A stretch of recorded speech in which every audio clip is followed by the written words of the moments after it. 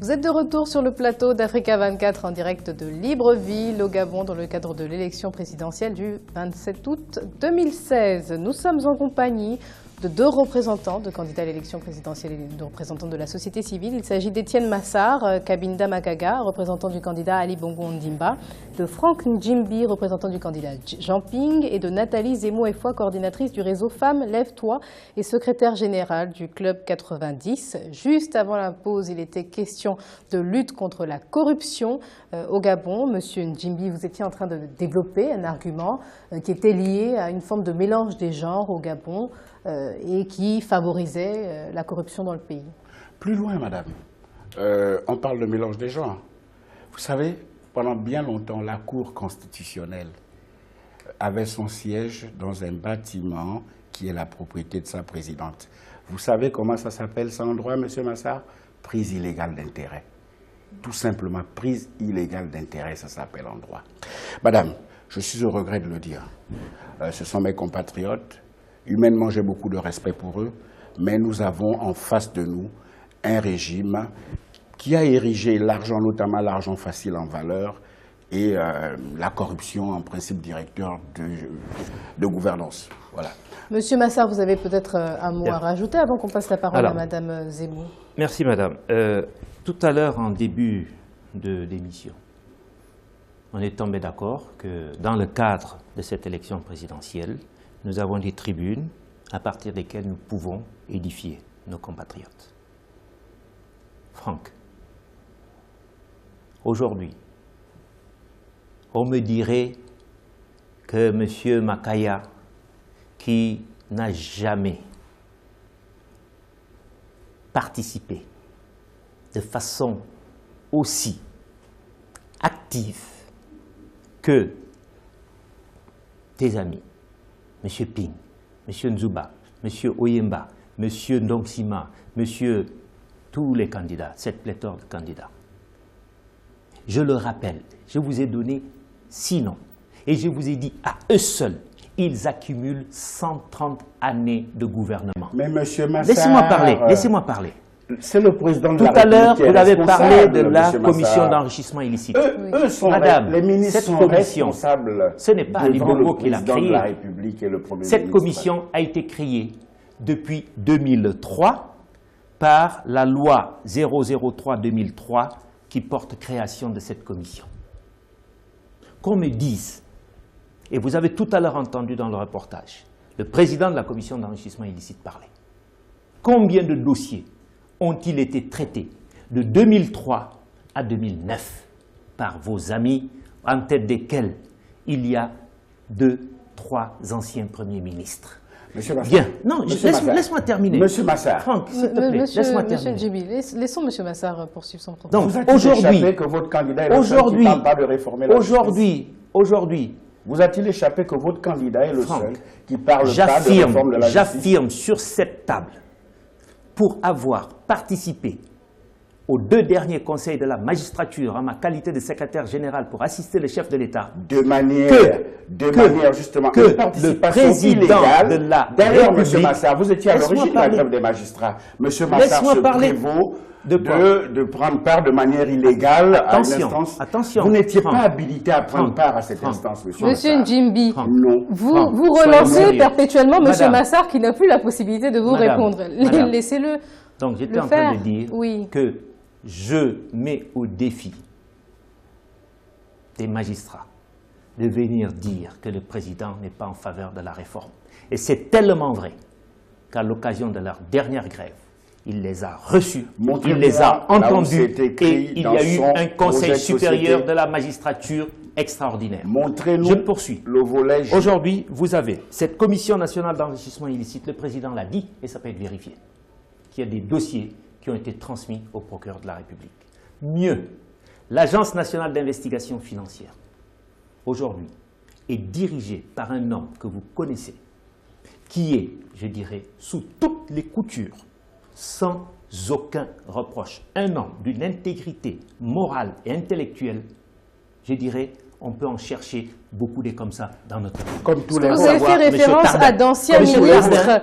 On n'a pas besoin d'être ministre pour être corrompu. Et aujourd'hui, Oui. L'ANIF, l'Agence nationale d'investigation financière, est en train de faire un travail fabuleux. Par ailleurs, je voudrais souligner que cette même Agence nationale d'investigation financière peut être saisie, d'accord, par n'importe quel compatriote sur des pratiques financières suspectes par le biais du procureur.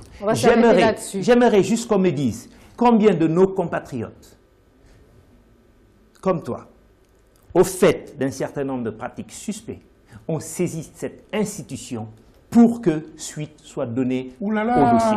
Madame Zemmour, on est à l'appel à la délation là maintenant. C'est pas non, c'est dans les textes. C'est dans les textes.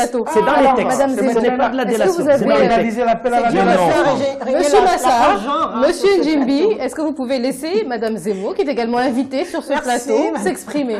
Allez-y. Sur cette histoire de commission nationale contre l'enrichissement illicite, qui a été mise en place en 2003, à l'époque j'étais membre du Conseil économique et social, et nous avions envoyé un avis que j'estime assez éclairé, dommage qu'il n'ait pas été pris en compte, au chef de l'État et au chef du gouvernement déjà en second temps. Je vais vous parler un peu de cette fameuse commission. Déjà, on a suivi l'élément tout à l'heure.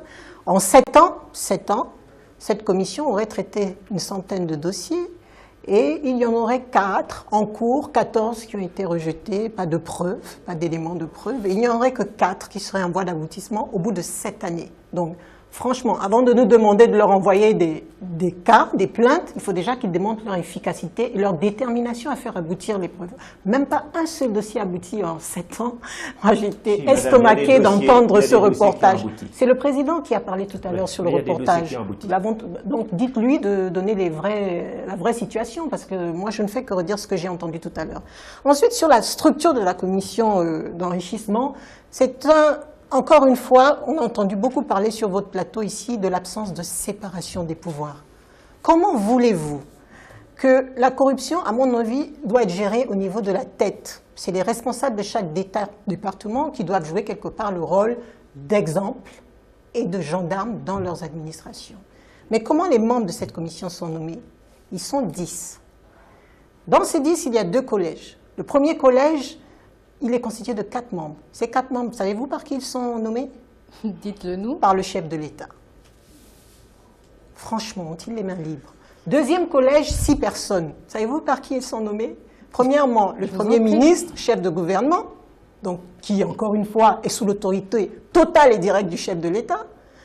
Deuxièmement, le président du Sénat, qui est de la majorité présidentielle. Ensuite, le président de l'Assemblée nationale, qui est de la majorité présidentielle depuis plus de 10 ans.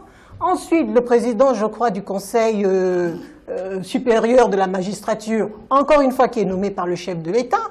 Mais enfin, comment voulez-vous qu'une telle commission puisse travailler en autonomie vis-à-vis des responsables de l'administration qui sont aussi nommés par décret présidentiel? N'ont pas un libre arbitre également? Est-ce que ces personnes, même si elles ont été nommées par le président, ne peuvent pas avoir la possibilité d'assumer leur choix? Si vous, demain, vous êtes nommé, par exemple, ou que vous occupez l'une de ces fonctions, est-ce à dire pour autant que vous ne pourrez pas vous exprimer comme vous êtes en train de le faire ce soir? Je pense que j'aurais du mal. Si je dois contrôler la personne qui me nomme, chacun protégeant son gagne-pain, je pense que j'aurais moins de liberté que si j'étais dans une désignation de type en mode électif ou j'en sais trop rien.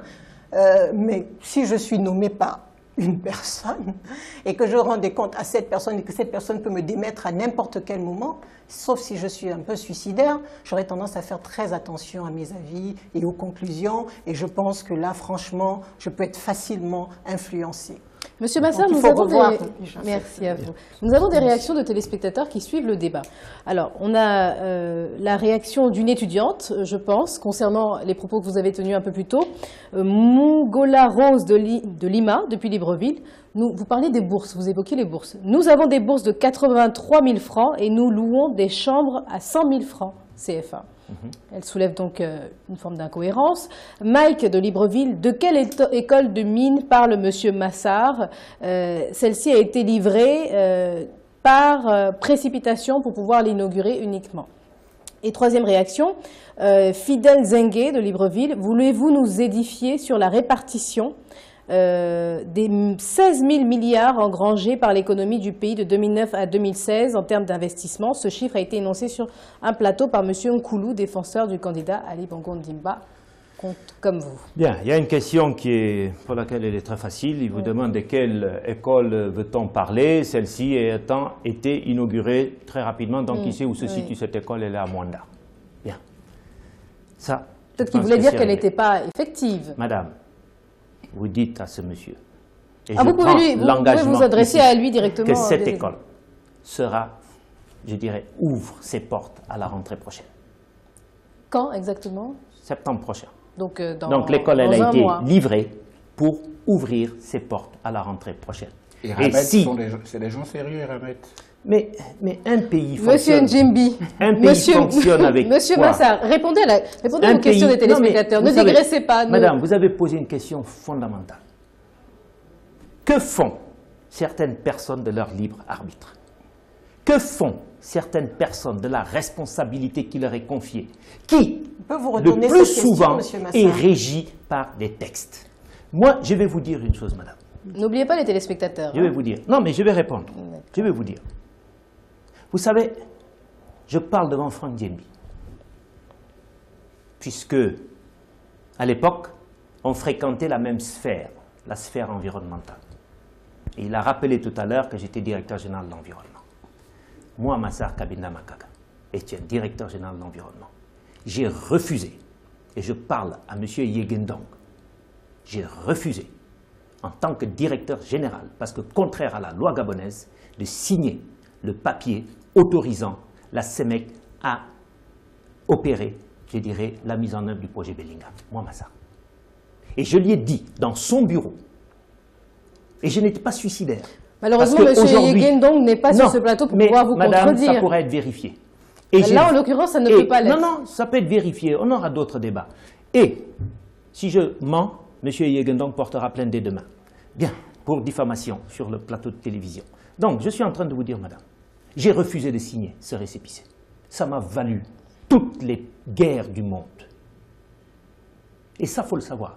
Et il y a eu, à cette époque, un vice-premier ministre du nom de Mme Georgette Coco, aujourd'hui présidente du Conseil économique et social, qui a préféré, au lieu de voir se mettre en place ce projet dont on connaît aujourd'hui les contours, dire « je préfère perdre mon poste plutôt que de solder l'avenir de ma province ». Revenons aux questions qui vous ont été posées, monsieur. La deuxième chose, madame. C'est pour ça que la question du libre arbitre, elle est fondamentale. L'école va ouvrir en septembre, c'est ce que vous nous répondez. L'école va ouvrir en septembre. Concernant les bourses, madame, qui auraient doublé. Je vous disais que de 1993 à 2012, les bourses étaient de 63 000 francs. Aujourd'hui, le président, informé de cette situation, a demandé le relèvement immédiat de 25% de la bourse gabonaise. Et à cela, madame, il y a deux autres catégories de bourses. La bourse du mérite pour les enfants. Il faut savoir qu'aujourd'hui au Gabon, 97% des bacheliers ont une bourse d'études avec l'entièreté de la scolarité payée. Je vous donne les chiffres, madame, je les ai. Vous pouvez... Maintenant, c'est 83 000 francs. Comme je vous ai dit, on est passé de 63 000 à 83 000 francs depuis 2012.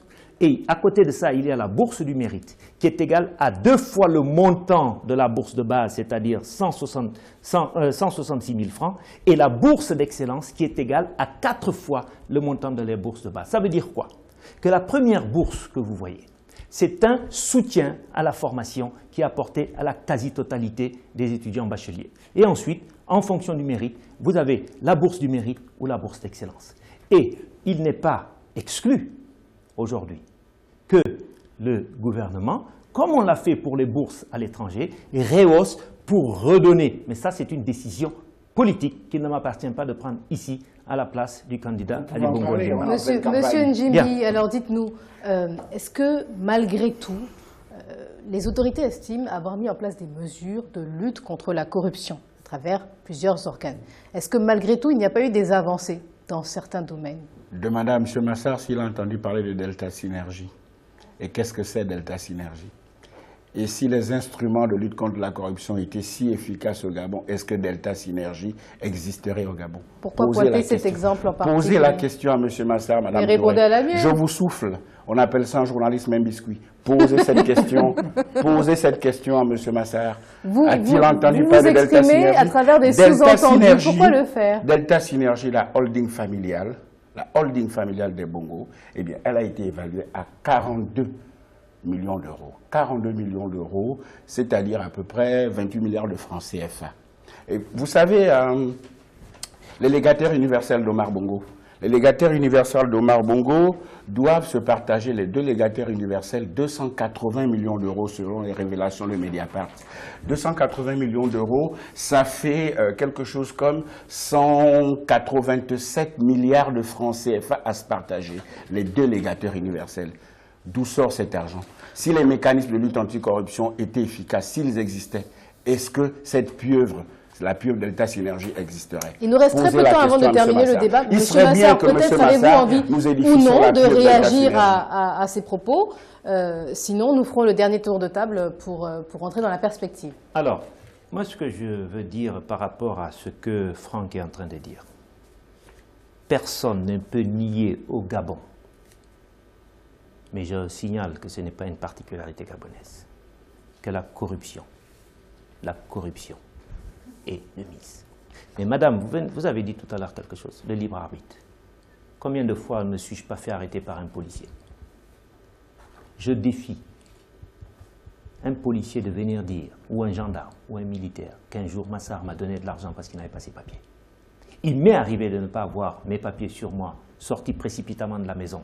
Je suis allé au commissariat, attendre et payer. Monsieur Massar, est-ce que vous voulez répondre à l'invective de Monsieur Ndiémbi parce qu'il vous reste 30 secondes? Monsieur Ndiémbi avance des chiffres. Lui seul sait. Mais moi, Mediapart n'est pas une source pour moi. Ça, c'est la deuxième chose que je vais dire. Je te parle maintenant en retour sur le Belinga Gate. Tu connais l'affaire de Belinga? Tu étais à l'époque avec moi, tu te battais avec moi, à mes côtés, lorsque tu étais dans la fameuse Agence nationale des parcs nationaux. Tu dénonces les autres agences. La présidence, M. Massar, qui n'était pas sous tutelle de la présidence, qui ne l'a jamais été. Vous l'avez placé illégalement sous tutelle de la présidence. Le premier secrétaire permanent de l'Agence nationale des parcs nationaux, d'où venait-il? Monsieur Massar, il s'agissait d'où venait-il? Il s'agissait du Conseil national des parcs nationaux. D'où venait-il? D'où venait-il? Il était secrétaire général adjoint de la présidence. Oui. Donc, Franck, tu sais, chacun veut que son camp gagne, mais ça ne doit pas faire en sorte que la mauvaise foi soit de mise. Ce n'est pas la mauvaise foi. Messieurs, nous arrivons, il nous reste une minute avant la fin du débat. On n'a pas été dans la perspective. Madame Zemmour, en quelques mots, en quelques phrases, 2 ou 3 phrases, pour améliorer la lutte contre la corruption au Gabon, que faudrait-il faire? Je trouve déplorable quand même que une haute personnalité comme M. Massar dise que le libre arbitre est une solution pour améliorer, résoudre le problème de la lutte contre la corruption. Je crois que la première chose, c'est d'avoir une commission qui peut travailler en toute liberté. Donc il faut revoir les modalités de désignation des membres de cette commission. Et la deuxième chose, c'est qu'il faut réprimer. Il faut réprimer. On sait ce qui se passe dans l'administration. La sanction, je ne sais pas, elle vient d'où, qui doit l'appliquer, qui est responsable. Ce n'est quand même pas nous, les citoyens. L'autre chose que je voudrais dire pour conclure, et ce sera mon dernier mot, j'ai été quand même assez attristée d'entendre M. Massar plusieurs fois dire que les inimitiés du candidat Ali Bongo, puisque là on est dans la perspective de la présidentielle, du candidat président, lui viennent du fait qu'il ait arrêté les privilèges. Moi, je n'ai bénéficié d'aucun privilège du système Bongo-PDG. Je n'ai bénéficié d'aucun privilège. Mes amis de la société civile, a priori, on n'est pas des hauts fonctionnaires de cette République ou des ministres, nous n'avons bénéficié d'aucun privilège. Ce que nous demandons simplement, c'est qu'on retourne réellement à la démocratie dans ce pays par une séparation des pouvoirs pour qu'il y ait des contre-pouvoirs pour permettre de faire avancer la République. Parce que là, nous sommes en régression, clairement. Merci à vous. Monsieur Ndiémbi, alors, quelles sont les mesures du candidat Jean Ping pour mettre fin à la corruption, lutter contre la corruption au Gabon? Bon, ces mesures-là, on va rassurer M. Massar, ce sont des mesures qui nous aideront, nous, à régler la question de Delta Synergie. Hein. La première mesure, M. Massar le sait, lui qui parle d'environnement, il sait bien que le FLEGT est en panne. les processus d'accord de partenariat volontaire avec l'Union européenne dans le secteur forestier. Tout le monde a suivi le vaudeville mis en scène par la présidence de la République au sujet du ITI. Tout est en panne en matière de transparence. Une des premières mesures du président Jean-Ping, ce sera une loi sur l'information publique. Mais en général, de manière globale, il s'agirait de rétablir l'état de droit. Parce que l'état de droit est au cœur de la transparence. L'état de droit est au cœur de tout. Or, on note que le candidat Ali Bongo est le seul qui ne parle pas de réforme de la justice. Monsieur Massar peut tourner autour du pot, il n'en parle pas. Monsieur Massar, alors, quelles seraient les mesures additionnelles si votre candidat est élu pour renforcer la lutte contre la corruption? Les mesures sont celles démarrées en 2009, à savoir le renforcement de la qualité de la gouvernance. Et aujourd'hui, on a beau être de mauvaise foi, la qualité de la gouvernance dans notre pays s'améliore. Et je suis en train d'appeler mes compatriotes à, je dirais, une véritable prise de conscience.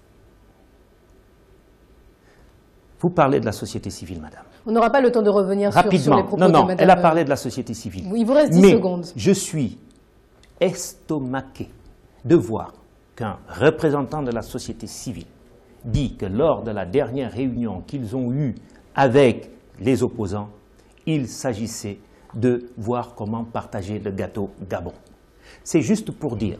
Si vous voulez qu'on rouvre un débat sur cette question, j'étais membre de ce panel, donc je peux apporter des éclairages. C'est juste pour dire, madame, vous avez parlé, moi j'ai entendu monsieur Ona parler, et je suis en train de dire, madame, que j'affirme que le chef de l'État est plus déterminé que jamais à faire changer les habitudes dans ce pays de manière à améliorer la gouvernance, et il y a des preuves de cette détermination. Merci, et que nos compatriotes, madame, ne doivent pas se laisser rouler dans la farine par des boulangers parce qu'ils considèrent que le Gabon est un gâteau. Merci voilà à vous. Ce à quoi j'appelle mes compatriotes. Madame Zemmour n'est pas du même avis, mais nous n'avons plus le temps malheureusement de poursuivre ce débat. Merci à vous d'avoir accepté de venir sur ce plateau. Chers téléspectateurs, restez sur Africa 24. Dans quelques instants, nous recevrons un candidat à l'élection présidentielle, Paul Ba-Avesson. A tout de suite.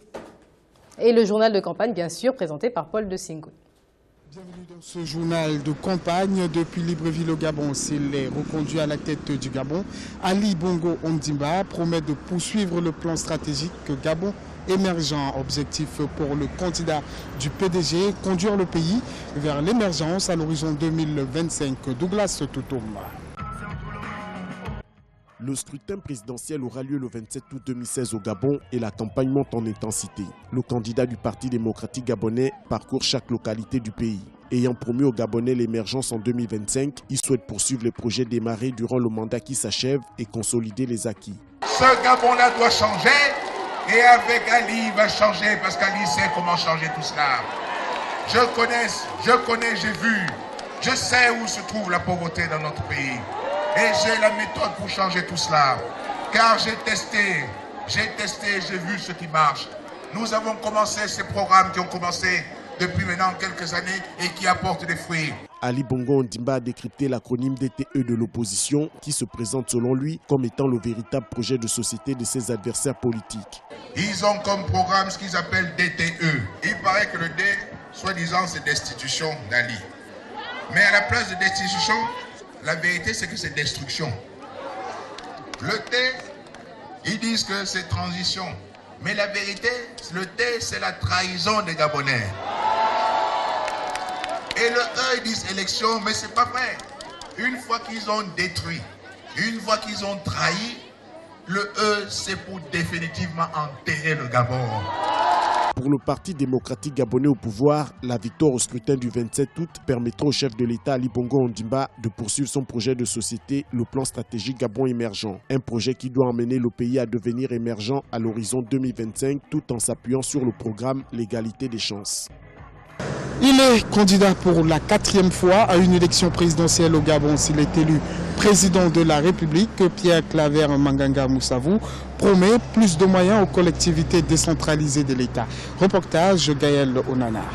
C'est au stade de la Sénat que le candidat social-démocrate Pierre Claver Maganga Moussavou a présenté son projet de société à la population de Lambaréné. Maire de Mouila et déjà candidat lors des derniers scrutins présidentiels, il fait de son expérience en tant qu'homme politique l'un de ses principaux arguments de campagne. J'ai réussi à construire des maisons en dur pour ceux qui sont délaissés par leur famille.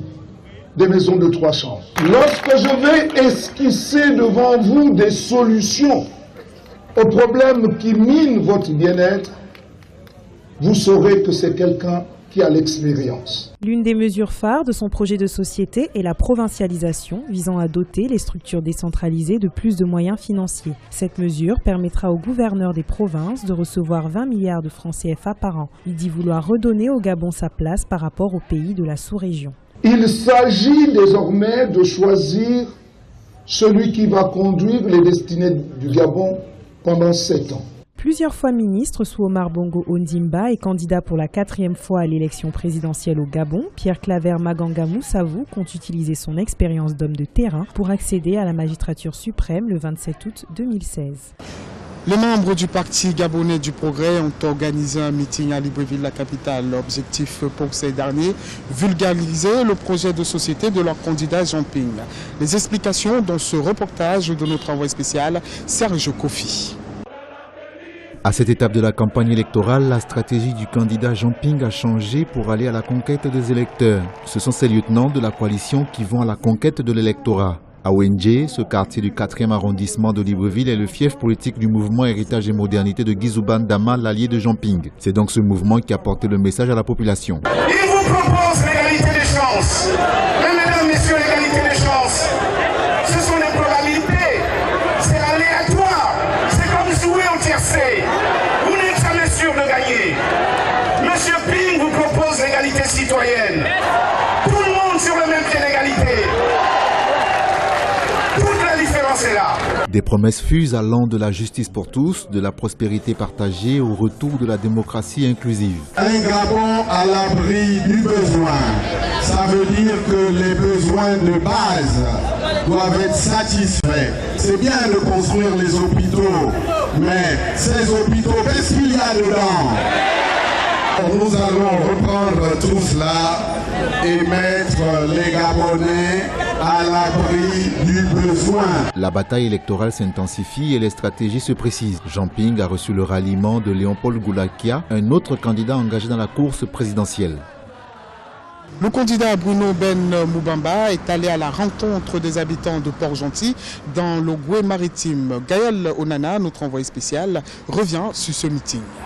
Le Gabon d'après, c'est ainsi que le candidat Bruno Ben Moubamba a décidé d'intituler son programme de société qui selon lui permettra aux Gabonais de sortir de la situation d'instabilité traversée depuis 4 ans. Pour lui, le réel problème au Gabon réside dans le manque de volonté ou l'incapacité notoire de ses administrateurs ou de ses dirigeants à se comporter comme de véritables leaders. Devant la foule de Port-Gentil, il est également revenu sur les dysfonctionnements au sein du parti UPG, Union du peuple gabonais, auquel il appartient. C'est la ville par excellence de l'Union du peuple gabonais dont je suis le véritable et l'unique candidat à cette élection de 2016, même si je me présente sous l'étiquette d'indépendant et pour cause. J'ai été l'objet malheureusement de persécution des forces de l'obscurité. Avec son projet de société, Bruno Ben Moubamba se présente comme une rupture avec le système en place. Il promet entre autres le développement économique et social, la gestion durable de l'environnement, la lutte contre la fraude et la corruption, ainsi qu'une diplomatie au service du développement. Le Gabon d'après, c'est le renouvellement basé sur 3 piliers. La réforme institutionnelle, le principe de l'enrichissement des populations qui n'est pas contraire aux intérêts des uns et des autres, notamment aux intérêts des multinationales, et enfin, sur le plan social, un accompagnement des populations par l'instauration d'un revenu minimum universel. S'il est élu au lendemain du 27 août 2016, Bruno Ben Moubamba promet d'être celui qui permettra la transition entre le Gabon ancien et le nouveau Gabon. Le candidat Dieudonné Minlama Mintogo est allé à la rencontre des populations du 2e arrondissement de Libreville. Retour sur ce meeting avec notre envoyé spécial, le shérif Ousmane Bamdoumka. Dieudonné Minglama Mintogo à la rencontre des populations du quartier Cocotier dans le 12e arrondissement de Libreville. Le candidat de la Convention nationale de l'intervention a pris la résolution d'œuvrer pour la scolarisation des jeunes. Il compte restaurer les internats pour un accès gratuit à l'éducation. Nous allons ouvrir encore les internats pour qu'au lieu que les parents soient là pour payer le taxi, la nourriture tout le matin, pour que les enfants puissent aller à l'internat. Ils appellent là-bas toute l'année, ils viennent seulement à la fin de l'année avec des bulletins. Je suis passé en classe supérieure. Le social occupe également une place primordiale dans le projet de société de Dieudonné Minglama Mintogo. Il envisage faciliter l'obtention de l'état civil en rétablissant les audiences foraines afin que chaque enfant ait un acte de naissance. Le candidat voudrait encourager la natalité en octroyant à chaque femme une subvention de 100 000 francs CFA par accouchement pour un budget total de 5 milliards de francs CFA par an. Qu'est-ce que l'État fait pour les mères? L'État doit encourager les mères. Et voici la prime que moi je donne aux mères. Et comme ça, on saura qu'on a donné 100 000 francs quand elle a fait son premier enfant. Peut-être on va améliorer en fonction du deuxième, du troisième, du quatrième et du cinquième enfant. Le Gabon doit se peupler et j'ai pris cet engagement. 5 petits milliards seulement. Ce n'est pas beaucoup, c'est une question de volonté. Dieudonné Minglama Mintogo compte accentuer sa descente sur le terrain afin d'amener les populations à adhérer à son programme politique. Merci d'avoir suivi ce journal de campagne depuis Libreville au Gabon. Restez sur Africa 24 pour suivre toute l'actualité électorale en vue de la présidentielle du 27 août 2016 ici au Gabon. À très bientôt sur Africa 24.